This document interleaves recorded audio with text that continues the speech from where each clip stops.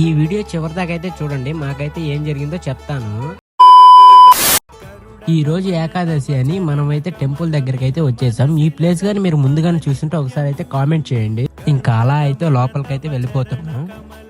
ఇక్కడైతే చూడండి ఎంత బాగుందో. అసలు ఒకటి చెప్పాలంటే మన కావాలో ఇంత పెద్ద గుడి ఉందని నేనైతే ఎప్పుడు అనుకోలేదు.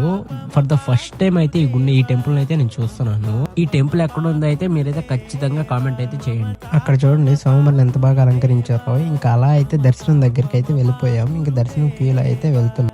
అసలు క్యూ చూడండి ఎంత పెద్దగా అయితే ఉంది. ఇక్కడైతే చూడండి పూలతో ఎంత అందంగా అయితే ధ్వజస్తంభాన్ని అలంకరించారో.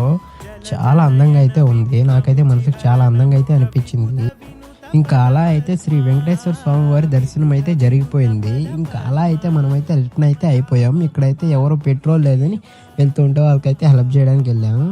లాస్ట్కి మన బైక్లోనే పెట్రోల్ అయితే అయిపోయింది. నెక్స్ట్ ఏం జరిగిందో ఇంకొక వీడియోలో అయితే చూపిస్తాను.